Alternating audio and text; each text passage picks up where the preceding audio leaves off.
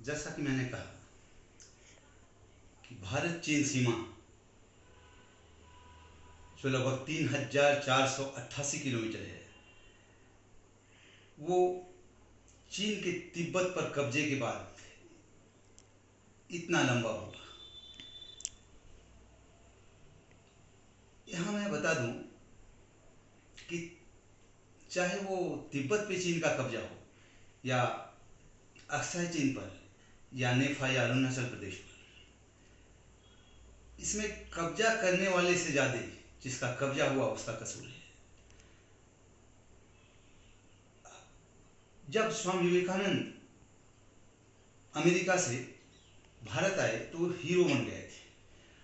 उनका जहाज बंदरगाह में पहुंचा, कुछ लोग उनके पास पहुंचे बड़ी आशा लेकर।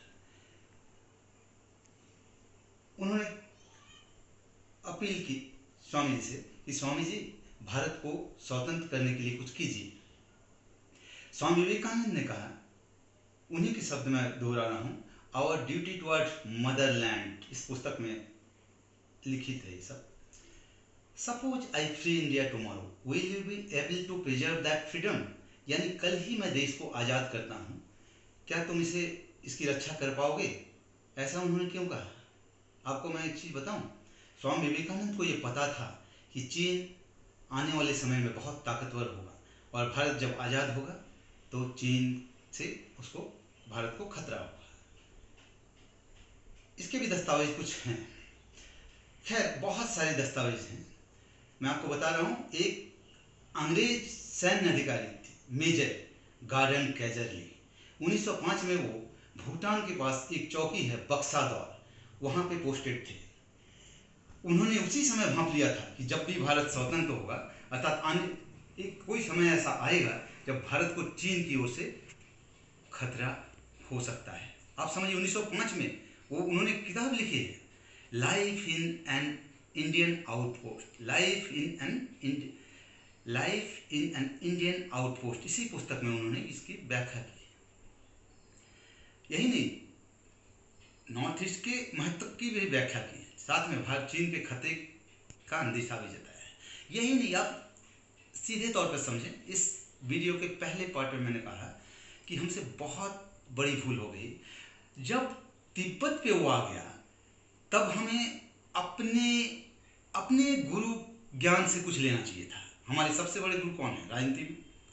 शायद विदुर से भी बड़े। कौन? चाणक्य। चाणक्य कहते हैं, जिस देश की सीमा आपसे मिली हुई हो वह आपका स्वाभाविक शत्रु है। और जब आपने तिब्बत पर कब्जा होने दिया या उसे मान लिया, तो आप मान लीजिए कि आप एक दुश्मन को न्योता दे रहे हैं और आपको सतर्क होना चाहिए था। कुछ और भी प्रमाण है। एक सम्मेलन हुआ था, बांडुंग सम्मेलन, और उस सम्मेलन में चीन के साथ साथ भारत भी प्रतिनिधित्व कर रहा था। और चीन ने बांडुंग सम्मेलन में कहा था कि मुझे अभी, आज़ादी के बाद की बात है, मुझे अभी अपने पड़ोसियों के साथ सीमाओं का निर्धारण करना है। बताइए कितना बड़ा संकेत था। अगर कोई समझने वाला होता तो समझ जाता। लेकिन जैसा कि कहा ना कि चाणक्य नीति से कोई कैसे प्रेरित होगा? क्यों? क्योंकि भारत के तत्कालीन प्रधानमंत्री अपने पलंग के सामने एक कविता की कुछ पंक्तियां साट कर रखते थे। वो एक विदेशी लेखक कि सोने से पहले मुझे मीलों चलना होगा, चाणक्य नीति का नहीं। उनकी पुत्री का एक इंटरव्यू मैंने पढ़ा था जिसमें कुछ उनके प्रिय लेखक, इस तरह कुछ प्रिय व्यक्तित्व के बारे में पूछा गया। सारे विदेशी थे। अंत में जब पूछा गया आप किससे सबसे ज़्यादा नफरत करती हैं, वो भी एक विदेशी, अर्थात हिटलर से। भारत में नफरत करने वाला भी के लायक भी, उनके नफरत करने लायक भी कोई नहीं था। क्यों? क्योंकि डिस्कवरी ऑफ इंडिया में जो व्यक्ति हल्दी घाटी को लाल करता है, जो व्यक्ति एक असहाय रानी दुर्गावती पर हमला करता है, वो भी महान हो जाता है। भला भारत में नफरत करने वाला व्यक्ति तो कहाँ मिलेगा उन्हें? खैर, मैं बात कर रहा था कि इतने सारे प्रमाण मौजूद थे जब हमें सतर्क होना था, लेकिन हम सतर्क नहीं हुए। बल्कि 3 बयान में भारत के प्रथम प्रधानमंत्री का बहुत चर्चित बयान आपको सुना रहा हूँ। एक कि जब उनसे कहा गया कि ऑटोमेटिक राइफल चाहिए हमारे जवानों को, तो उन्होंने कहा हमें 1,000 करोड़ की आवश्यकता पड़ेगी, हम इतना बर्दाश्त नहीं कर सकते। आज जब नरेंद्र मोदी ने जैसे ही कहा कि देश को पैसे की जरूरत है, तुरंत लोगों ने झोला खोल दिया। अगर उस समय देशभक्ति बहुत अधिक थी, आज़ादी तुरंत मिली थी और बड़े बड़े राजा महाराजा थे, उनके पास इतना अथाह हीरे जवाहरात थे कि भीख भी अगर मांगते प्रधानमंत्री महोदय तो 1,000 करोड़ आ जाता। अदरवाइज उन्हें जब्त कर लेना चाहिए था। राष्ट्रहित में कुछ भी किया जा सकता है, राष्ट्रहित सबसे बड़ी चीज़ होती है, लेकिन 1,000 करोड़ महंगे पड़े। खैर, दूसरी बात, जब हजारों वर्ग मील कब्जा हो गया, तब उनका संसद में बयान आया कि हमारा 1 इंच भी जमीन नहीं गया। तब अटल बिहारी वाजपेयी ने चुटकी लेते हुए कहा था कि आपके 1 इंच में कितने मील आते हैं पंडित जी। यही नहीं, एक और दुर्भाग्यपूर्ण बयान था कि जो जमीन गया कब्जे में, उसमें एक घास, एक तिनका भी नहीं होता था। इस पर भी बयान कमेंट हुआ था कि अगर जहां कुछ नहीं होता है उस चीज़ को क्या काट देना चाहिए। खैर, ये सब साफ जाहिर है कि नेग्लिजेंस हमारी ओर से हुआ है। जैसा कि मैंने कहा कि स्वामी विवेकानंद ने भी कहा था, आज़ाद कल हो जाओगे तो रक्षा कर पाओगे। रक्षा, आज़ादी उसे ही मिलनी चाहिए, ये आज़ादी उसी की सलामत होती है जो उसकी रक्षा कर पाता है। तिब्बत उसके लायक नहीं था। तिब्बत के पूर्व दीवान जॉन लाल थे, उन्होंने बहुत कुछ खुलासा किया है एक पुस्तक में, अक्साई चीन एंड साइनो इंडिया कॉन्फ्लिक्ट।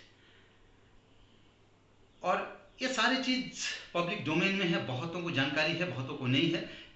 अगर नहीं है तो इसलिए, सिर्फ इसीलिए नहीं है क्योंकि हमारे यहाँ जो विद्वान हमें परोसते हैं, जो तथ्य, वो अधिकतर इंग्लिश में हुआ करता है। इंग्लिश में होना कोई गुनाह नहीं है, इंग्लिश भाषा जानना बहुत अच्छी चीज़ है, मगर अंग्रेजी मानसिकता का हो जाना बहुत ही बड़ा गुनाह साबित हुआ हमारे देश में। क्यों?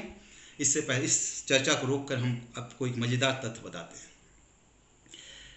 एक अंग्रेज थे, अमेरिका मूल के अंग्रेज, उन्होंने एक कोड बनाया। देखा होगा आपने, लाखों पुस्तकें होती हैं लाइब्रेरी में, पर लाइब्रेरियन तुरंत खोज कर निकाल देता है। कैसे निकालता है? उसी कोड के सहारे। उसे कहते हैं DDC, डेवी डेसिमल क्लासिफिकेशन। हालांकि ऐसे बहुत कोड बने हैं, ऐसे लाइब्रेरी कोड बहुत बने हैं।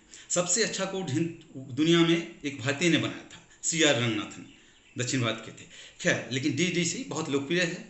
तो डेवी डेसिमल क्लासिफिकेशन में अंग्रेजी भाषा के लिए जो कोड बना वो था 420। फिर एक बार दोहराता हूँ, 420, 420। जब IPC की धारा बनी ठगी के लिए, तो कोड क्या था? 420, 420 यानी ठगी। और मैं ये आरोप नहीं लगा रहा कि अंग्रेजी भाषा ठगने के लिए इस देश में आया, लेकिन अंग्रेजी मानसिकता ने इस देश को बहुत ठगा है। और इसीलिए असली स्थिति क्या है, हमारे राष्ट्रहित के साथ कैसी उपेक्षा होती है, हमारे समाचार को कैसे तोड़ मरोड़ कर अंग्रेजी भाषा के अखबार प्रस्तुत करते हैं, ये बस ये 420 ही है।